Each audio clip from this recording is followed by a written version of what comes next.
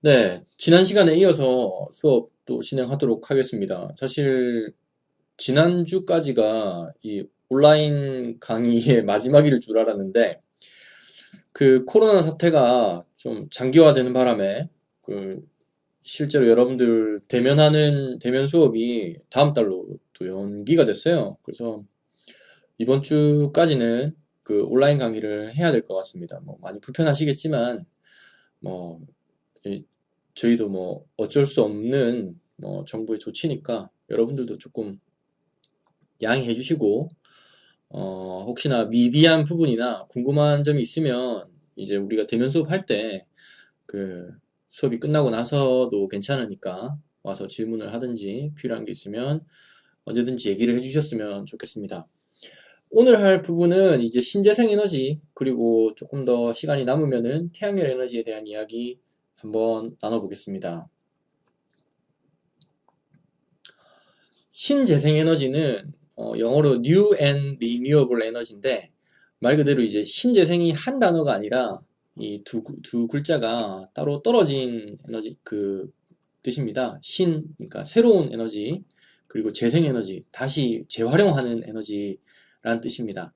그러니까 신과 이 재생이 구분되어 있다. 우리가 신재생에너지 하니까 한 단어라고 생각하시는 분들이 있는데 한 단어는 아닙니다. 이렇게 돼 있다는 거. 그래서 뜻은 무공해, 무한정의 뭐 다양한 자연 에너지의 특성과 이용 기술을 활용해서 화석 연료를 사용하는 기존 에너지를 대체하는 에너지입니다. 우리가 이걸 지금 하는 이유는 화석 연료를 어떻게 하면 이제 대체할 수 있을까 하는 것이죠. 뭐 다른 용어로는 뭐 신에너지, 미래에너지, 뭐 미활용 에너지 뭐 이런 것들이 있는데 이건 뭐 그렇게 중요한 게 아닙니다.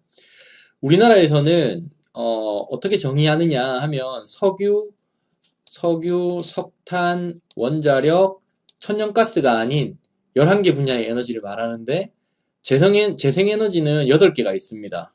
여기에는 태양열, 태양광, 바이오매스, 풍력, 소수력, 지열, 해양에너지, 폐기물 에너지 이런 것들이 있고요. 신에너지는 3개입니다. 3개. 연료전지, 석탄액화 가스와 그리고 수소에너지 이렇게 해가지고 8개의 색이 합쳐서 11개를 신재생에너지로 분류를 하고 있습니다. 미국의 재생에너지 분류 체계는 뭐 이렇고요. 태양에너지, 풍력, 수력, 지열, 바이오매스, 폐기물, 해양에너지 뭐 이렇게 돼 있고 유럽 연합 같은 경우는 여기 뭐 크게 비슷한데 뭐 조금 더 분류됐다고 보시면 되고요. 일본 역시 마찬가지입니다. IEA의 재생에너지 분류 체계는 IEA라는 것은 International Energy Agency, 뭐 국제 에너지 기구 뭐 이렇게 보시면 되고요. 재생에너지 분류 체계를 조금 더 이제 세분화 시켜놨습니다. 가연성 재생에너지와 폐기물을 조금 더 디테일하게 나눠놨죠. 우리나라는 아까 말씀드린 것처럼 재생에너지 8개 분야, 그리고 신에너지 3개 분야에서 11개로 분류하고 있습니다. 우리나라에서의 신재생에너지 지원 정책은 설비비에 대한 일정 부분을 정부에서 무상 보조를 하거나 아니면 뭐 저리융자 등을 통해서 지원하는 방식을 사용하고 있고요. 이를 통해서 기술의 상용화를 유도하고 보급 활성화를 통해서 시장 창출과 확대를 유도하고 있습니다. 이 말을 뒤집어 말하면 아직까지는 경제성이 나오지 않으니까 정부에서 보조가 필요하다는 말도 되겠죠. 신재생에너지 지원 정책의 종류로는 이제 주택 지원 사업, 말 그대로 이제 주거용 주택입니다. 그리고 건물 지원 사업, 주택이 아닌 다른 건물에 대해서 지원하는 사업, 설치 의무화 제도, 1000제곱미터 이상의 공공기관 신축할 때 무조건 신재생에너지를 일부 적용하도록 한 의무화 제도가 있고요. 그 다음에 공급 의무화 RPS 제도라는 것은 뭐 정의를 말씀드리자면 일정 규모 이상 발전 설비를 갖춘 발전사에게 신재생 에너지로 생산한 전력을 공급하도록 의무화한 제도라고 되어 있는데 매년 1%씩 이 비율이 증가되고 있고요. 예를 들어서 우리가 100메가와트를 발전사에서 예를 들어서 남부 발전 같은 곳에서 100메가와트를 발전했다 하면은 거기에 대한 일정 비율, 매년 늘어나는 일정 비율, 예를 들어서 10%만큼을 신재생에너지로 공급을 하도록 의무화한 제도입니다. 그러면은 이제 남부 발전에서 신재생에너지로 실제로 발전을 해도 되고요. 아니면은 여러분들 뭐 지나가면서 그 산에 들에 막 이렇게 태양광 발전을 해놓은 것을 볼 수 있을 겁니다. 그런 것들은 어떤 상업형 발전소에서 이제 발전한 부분을 이제 그 공급 의무자, 그러니까 남부 발전 같은 곳에서 자기가 발전한 것처럼 이제 구매를 하는 어떤 그런 제도입니다. 그런 식으로 상업형 발전이 이루어지도록 한 제도가 이제 RPS 제도라는 것이고요. 나중에 기회가 된다면 좀 더 자세히 말씀드리겠습니다. 에스코 사업이 있고요. 그 다음에 그린 리모델링 사업이 있습니다. 신재생에너지의 경제성 분석인데, 뭐, 이제 발전 단가와 신재생에너지의 어떤 발전 단가와 그 다음에 화석연료에 대한 발전 단가를 보는 겁니다. 아직까지는 이제 이 크로스가 되는 시기가 아직 오진 않았고요. 이 그리디 페리티라는 것은 신재생에너지 발전 비용이 점차 낮아지고 화석연료는 고갈되니까 발전 단가가 높아짐에 따라서 그 발전 단가가 같아지는 시기를 우리는 그리드 페리티라고 합니다. 그러니까 이 교차되는 이 지점을 말하는 거죠. 아직까지는 이 그리드 페리티 시점이 아직 오지 않았습니다. 아직 오지 않았고, 뭐 사실 대략 한 20년쯤 전에도 20년쯤 전에 이 그리드 페리티 시점이 금방 올 것처럼 이야기를 했는데 아직까지도 소원합니다. 앞으로 언제쯤 이 시점이 올지는 모르겠지만 언젠가 이게 또 갑자기 닥칠지 모르기 때문에 거기에 대한 대비 기술 개발을 해야 되겠죠. 기술 개발을 하려면 아무래도 어떤 산업 발전이 있어야 되니까 우리는 지금 이런 개발과 지원 사업들을 하고 있는 겁니다. 그러니까 발전 단가가 낮으니까 할 필요가 없다 라고 생각할 필요가 없다는 거죠. 미래를 보고 투자한다 이렇게 생각하고 우리는 연구를 거듭해 나가야 합니다. 태양 에너지의 개요인데요. 태양의 에너지를 어떻게 쓸 것인가 하는 것입니다. 1사라는 것은 솔라 레디에이션, 이제 태양으로부터 복사되는 전자파의 총칭을 말합니다. 이제는 빛이 전자파의 일종이라는 것이 밝혀졌기 때문에 태양으로부터 오는 전자파를 총칭해서 우리는 1사라고 합니다. 그 다음에 1조라는 게 있는데 1조는 태양 광선이 구름이나 안개, 장애물 등에 의해서 가려지지 않고 땅 위에 비치는 시간을 우리는 1조 시간이라 합니다. 그래서 일단 태양빛이 대기권을 지구가 이렇게 있으면은 태양이 이렇게 빛을 이렇게 보낼 겁니다. 그러면은 이 빛이 그대로 오느냐? 그건 아니겠죠. 이제 지구에는 이렇게 지구를 보호하는 그림이 마우스를 그려서 좀 찌글찌글합니다. 이 지구를 감싸고 있는 대기권에서 산란되거나 아니면 또 구름이 있죠. 항상 떠다니는 또 구름들이 있을 겁니다. 이 구름에 의해서 실제로 이 지구 표면상에 이제 도달하는 태양 에너지는 일사량보다 훨씬 적겠죠. 예. 그래서 실제로 이 도달하는 그 시간을 우리는 1조 시간이라고 하고 1조라고 하고요. 태양이 쏟아내는 이 에너지를 1사 에너지를 합니다. 그 다음 이제 태양각이라는 것은 태양광선이고요. 광선입니다. 광선이 지면과 이루는 각도를 말하는데요. 이건 태양 고도에 따라서 태양각의 변동이 생깁니다. 이 부분을 잠깐 설명하자면 네, 우리가 해는 동에서 떠서 이제 서로 진다는 거 여러분들 다 알고 계시죠? 우리 여러분들이 뭐 크게 편법을 동원하지 않고 대학교에 진학했다면 해가 동에서 떠서 서로 진다는 것쯤은 알고 있을 겁니다. 그런데 우리가 이제 태양이 이렇게 있으면은 얘가 이제 태양이고요. 얘가 태양이고,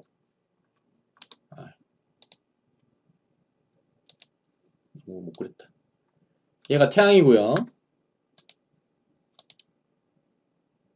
그 다음에 우리 녹색별 지구. 예, 지구를 조금 더 크게 그리겠습니다. 실제로는 이거보다 훨씬 작겠지만 지구가 태양 주위를 이렇게 공전합니다. 그런데 지구의 자전축이 이렇게 기울어져 있죠. 지구의 자전축이 이렇게 기울어져 있습니다. 그리고 우리 휴먼은 우리는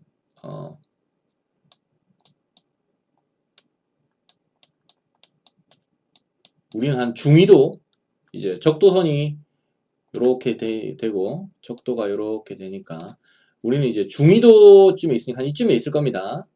그리고 이제 이쪽으로 갔을 때는 이제 낮 시간은 우리가 태양을 보는 쪽이니까 예, 이렇게 서 있겠죠. 그렇죠? 그래서 이제 우리는 요때를 이제 여름이라고 하고요.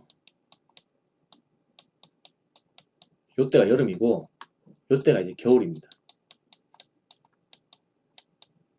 이해되시나요? 그러니까 여름에는 해가 중천에 떴을 때는 딱 해가 머리 위에서 이렇게 쬐죠. 해가 사람 머리 위에서 이렇게 햇빛이 내리쬐입니다. 겨울 같은 경우는 햇빛이 뭡니까? 우리 눈높이, 지표면과 이 정도의 각도를 이루고 있고요. 여름 같은 경우는 해가 이 머리 꼭대기에서 이렇게 내리쬐는 거죠. 그러니까 여름과 겨울에는 이제 태양 고도각에 변화가 생기는 겁니다. 해가 여름에는 높게 뜨고요. 높게 뜨고 겨울에는 낮게 뜨게 되는 거죠. 그렇게 되겠죠. 자, 그렇기 때문에 해의 이동 방향이 여름에는 동에서 떠서 서로 지는 것은 똑같지만 해가 사람 머리 위로 아주 높은 각도로 떠서 지게 되고요. 겨울철 같은 경우는 낮은 각도로 이렇게 떠서 지게 됩니다. 그렇죠? 그리고 해가 높은 각도로 떠서 지기 때문에 여름철에는 해가 길고요. 겨울철에는 해가 짧죠. 그래서 1년 중에 해가 가장 짧은 날을 우리가 동지날이라 하고 1년 중에 해가 가장 긴 날을 하지때라 하죠. 그 동지는 12월 21일이나 22일 정도고요. 하지는 6월 20일에서 한 21일 정도가 이제 하지가 됩니다. 하지. 예. 낮이 가장 긴 날과 낮이 가장 짧은 날이 하지와 동지입니다. 그래서 이 태양의 각도는 여름과 겨울이 이런 이유 때문에 차이가 나는 겁니다. 지구의 자전축이 기울어져 있기 때문에 여름과 겨울이 생기게 되고요. 여름과 겨울일 때 우리가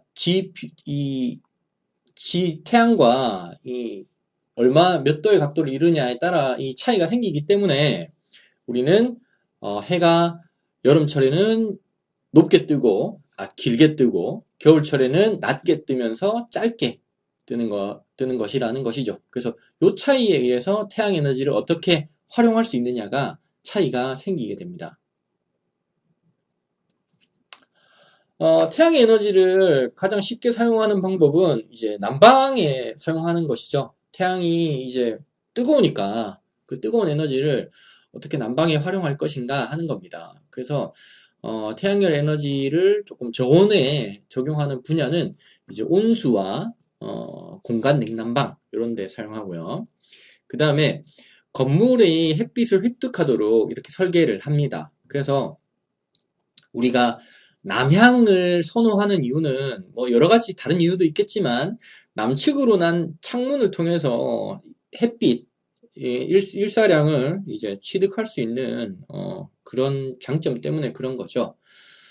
그래서 이제 건물 설계 시에도 고려되기도 하지만 기존 건물의 개량, 그러니까 리모델링에도 적용이 됩니다. 그리고 공간 난방을 위해서 공기를 가열하는 데도 사용합니다. 온수를 꼭 온수와 난방에만 국한된 것이 아니라 건물의 어떤 공기를 가열하는 데도 사용됩니다. 수동적인 방법과 능동적인 방법이 있는데 아무래도 우리 수동적이라는 말은 그러니까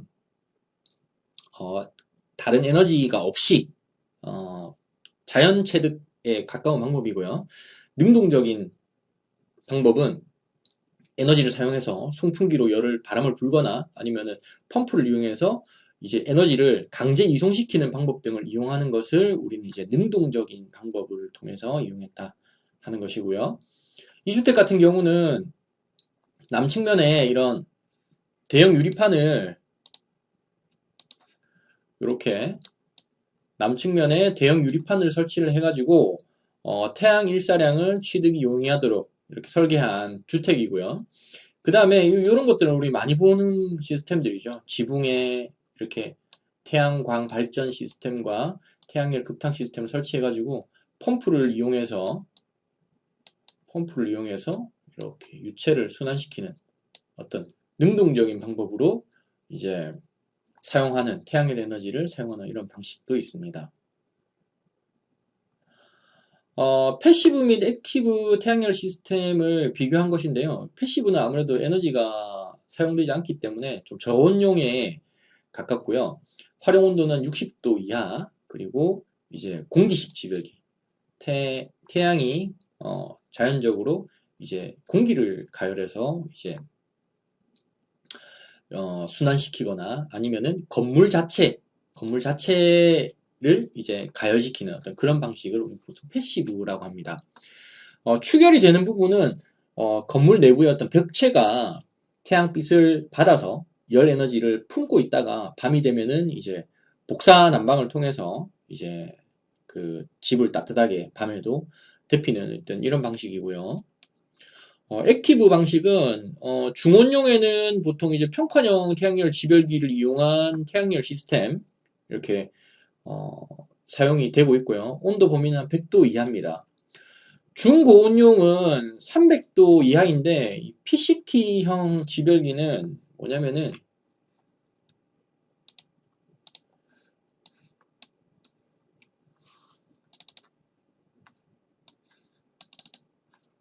PCT형 지별기는 이런 식으로 생긴 겁니다. 여기 이 반사판을 통해서 태양빛이 이렇게 받으면은 이제 반사된 태양빛이 중간에 초점에 의해서 모이겠죠.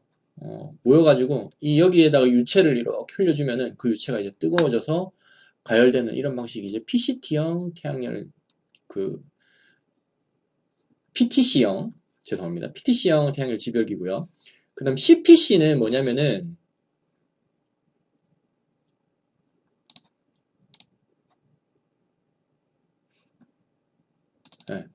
이런 방식입니다. 이렇게 이제 수직으로 선 진공관에 요 안에 진공관인데 요 안에 이렇게 반사판이 있고요. 중간에 이제 유체가 지나가는 유로가 구성이 되어 있는 것을 우리 CPC형 지별기라고 합니다.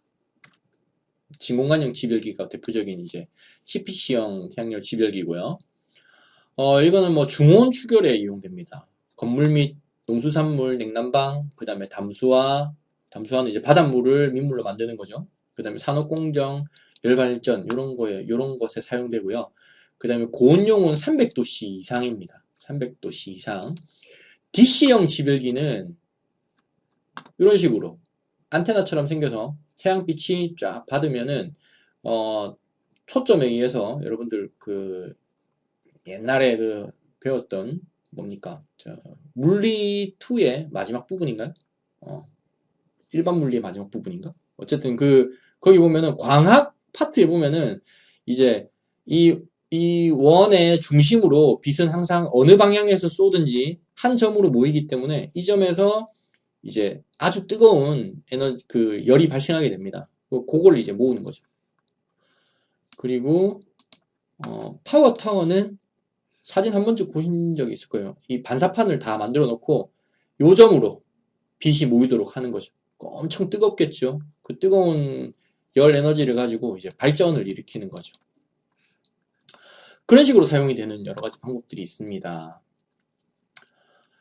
패시브 시스템은 어떻게 적용하느냐? 보통 패시브와 액티브로 보통 이제 반어되는 단어를 사용하는데요. 패시브라는 말은 이제 어떤 외부적인 에너지나 동력을 사용하지 않고 가만 냅둬도 알아서 되는 걸 보통 패시브라고 하죠. 네. 패시브는 어떻게 사용하느냐 하는 겁니다. 이런 식으로 이제 요 건물이 있고요. 여기 차양이 있고 여기 창이 있습니다. 창이 이렇게 있을 때 아까 설명한 것처럼 여름에는 해가 높게 뜨고요. 겨울철엔 해가 낮게 뜨죠. 그러면은 차양을 이렇게 해놓으면은 여름철에 내릴째는 태양 에너지는 이렇게 그림자가 지면서 이 안으로는 빛이 안 들어올 겁니다. 조금 다시. 여름철 같은 경우는 해가 높게 뜨기 때문에 이렇게 그림자가 차양으로 지기 때문에 일로 이제 빛이 안 들어오게 되는 거죠. 빛이 안 들어오니까 여름철에는 좀 시원하게 되는 거고요. 그 다음에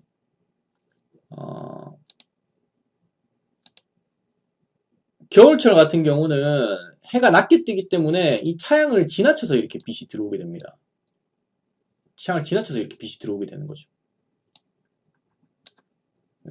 빛이 여름철에는 이제 너무 더우니까 이제 빛이 들어오면은 냉방부하를 증가시키고 겨울철에는 빛이 들어와야 이제 집이 따뜻하니까 난방부하를 이제 떨어뜨릴 수 있겠죠. 그렇기 때문에 이런 식으로 이제 차양을 설치하고요. 그 다음에 겨울철 같은 경우는 이제 이 벽체에 아무런 그 축열 효과가 없다면 낮에는 이제 조금 따뜻하더라도 밤 되면 춥겠죠. 밤에는 이제 태양이 뜨지 않으니까. 그러니까 요 그 벽체에서 이 낮 시간 동안 받은 열 에너지를 저장하도록 되는 겁니다. 여기서 열 에너지의 일부를 저장해 있다가 밤이 되면은 이제 복사 난방으로 통해서 이렇게 기류가 따뜻해져 가지고 이제 공급이 되도록 하는 것이죠. 이게 이제 패시브 방법이고요. 패시브에는 뭐 여러 가지 방법들이 있는데 이제 직접 획득형이 있고요. 간접 획득형이 있습니다. 직접 획득형은 무슨 말이냐면 이 실 자체가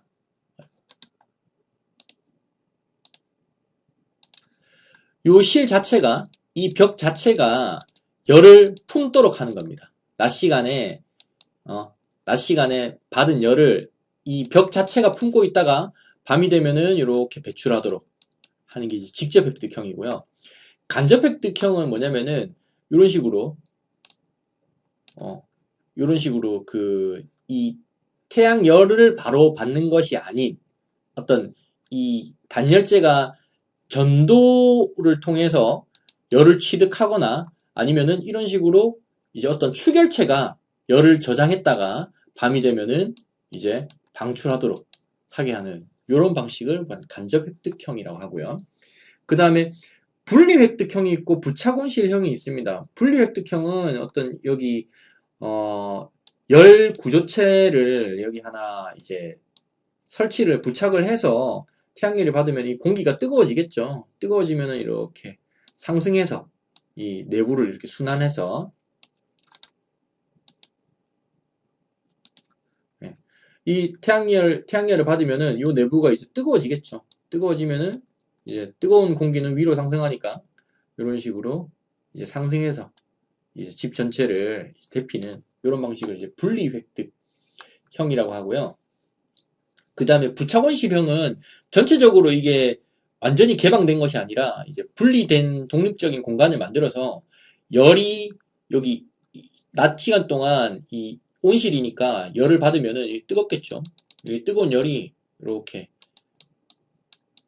비교적 간접적으로 어떤 공간 자체를 구분을 해놓되 어떤 열의 이동은 일부 있도록 하는 방식을 우리는 부착 온실형이라고 합니다.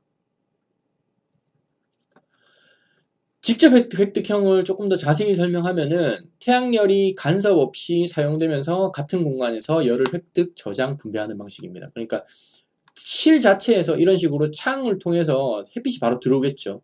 낮 시간 동안 뜨겁게 가열이 되겠죠. 이런 것들이 밤이 되면은 밤이 되면은 공간으로 이제 열을 복사해서 나오도록 하는 방식입니다. 그렇기 때문에 추결부가 이제 구조체 자체가 이제 추결부가 되어야 되고요.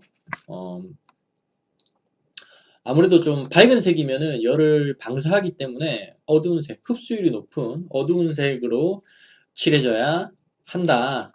이런 것들이 있고, 원통, 탱크, 물 드럼, 바위 용기 이런 것들이 있는데, 실제로 이걸 집안에 넣어놓고 쓰기는 좀 힘들겠죠. 벽체, 구조체를 이용하는 것이 거의 이제 대부분이다. 그리고 여름철 같은 경우는 해가 바로 들어오면 안 되니까 차양을 보통 이런 식으로 설치를 해야지만 여름철에 내리쬐는 햇빛이 냉방부하를 증가시키지 않도록 합니다. 간접 획득형 같은 경우는 이제 직접 획득형과 조금은 다른데, 직접 획득형은 빛 에너지 자체가 실 자체로 이렇게 바로 들어오게 되는 겁니다. 간접 획득형은 그게 아니라 열 축열부로 이렇게 창 쪽을 막아서 빛 에너지가 직접 들어오게 하지는 않지만, 이 축열부가 가열이 되어서 이제 밤이 되면은 이제 열을 복사하도록 한 방식이고요. 이거는 바위가 될 수 있고, 그 다음에 액체가 될 수도 있습니다. 원리는 똑같고요. 낮에 열을 흡수해서 밤에 열을 복사하게 하는 장치입니다. 밤에 통기구를 설치할 수 있고요. 통기구에 통풍 조절량 장치를 설치할 수도 있고, 하절기에는 이 과정이 이제 역으로 작동하도록 되는 겁니다.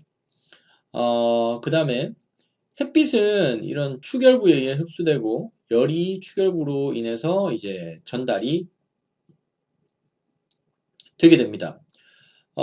그 다음에 열 사이폰 현상이라는 말은 요 뒷부분에서 설명하는 게 더 낫겠네요. 열 사이폰 현상 또는 축열 벽형이라는 말은 요걸 보시면 될 것 같습니다. 요 뒷부분에서 사이폰에 대한 용어는 뒷부분에 대해서 설명을 하겠습니다. 분리획득형 같은 경우는 이런 식으로 이제 어떤 부착된 어떤 이제 태양열을 모을 수 있는 실이 존재하고요. 여기에서 태양빛을 받아서 가열된 공기가 이렇게 흘러가도록 하는 것입니다. 아까 요 앞에서 나왔던 사이폰 현상이라는 말은 뭐냐면은 여러분들이 어항에 그 물 빼보신 적 있는지 모르겠는데, 어항이나 다라이에 여러분들 물 빼보신 적 있는지 모르겠는데, 이렇게 어항에 이렇게 물이 차 있습니다. 물이 차 있는데, 여러분들이 이제 여기 있는 물을 뺄 때 어떻게 합니까? 호스를 이렇게 연결을 해가지고 사람이 이렇게 입으로, 그렇죠? 쪽 빤 다음에 호스를 입에서 탁 떼면은 어떻게 됩니까? 물이 계속 나오는 거죠. 그거 해보신 분들 아마 있을 겁니다. 예. 처음에는 예. 처음에는 요 호스에 호스를 입으로 물고 조금 쪽 빨아가지고 물이 나올 때 이 호스를 쫙 입에서 빼가지고 입에서 딱 빼가지고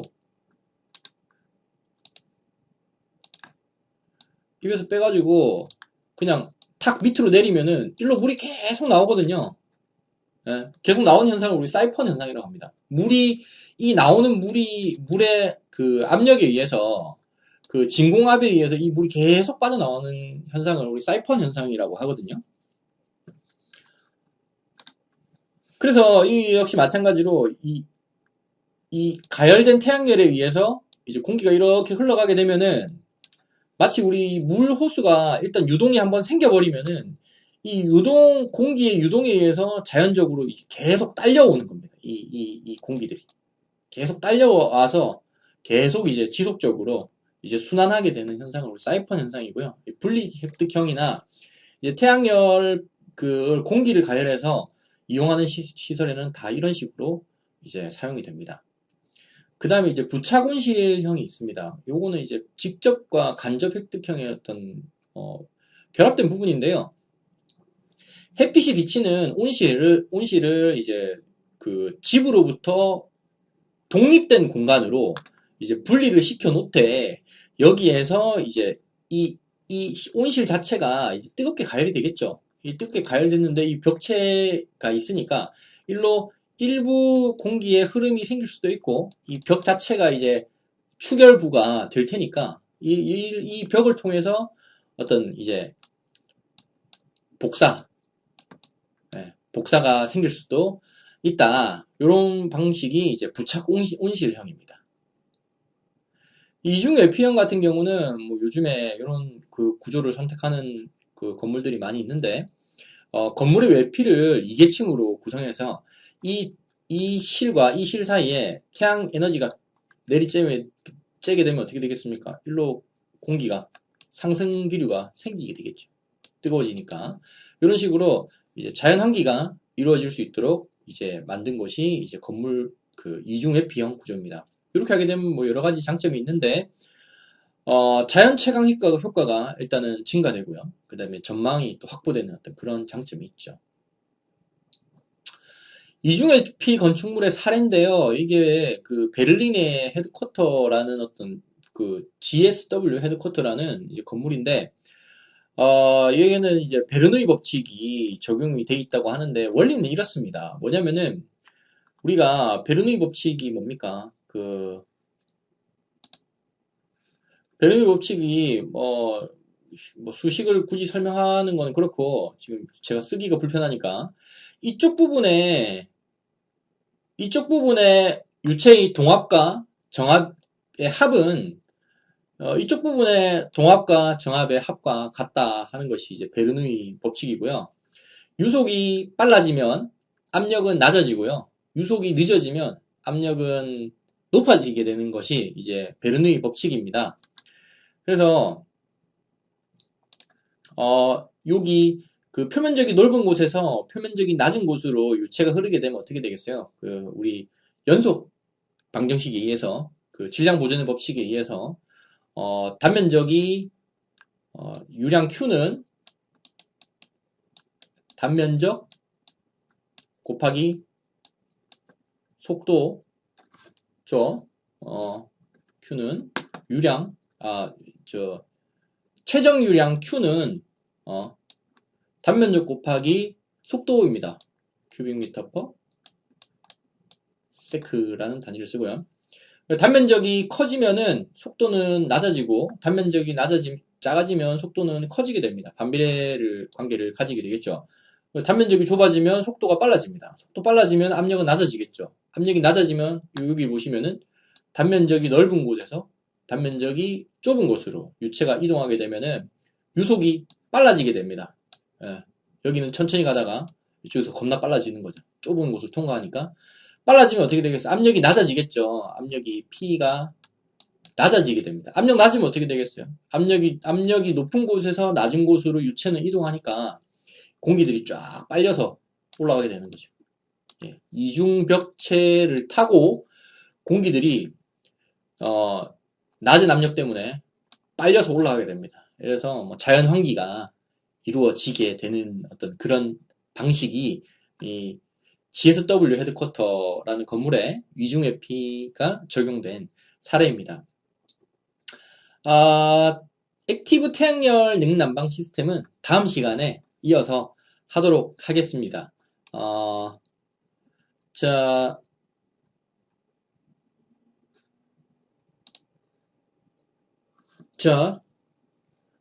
오늘 한 내용은 뭐 여기까지고요. 다음 시간은 이제 특별한 이변이 없는 한, 사태가 일어나지 않는 한, 이제 대면 수업이 되겠죠. 직접 만나서 하는 수업입니다. 자, 뭐, 그렇게 이해해 주시면 좋을 것 같고요. 일단 과제는 과제방에 또 올려놓을 테니까, 그, 과제 작성해서 뭐 업로드 시켜 주시고요. 다음 시간에 뵙도록 하겠습니다. 감사합니다.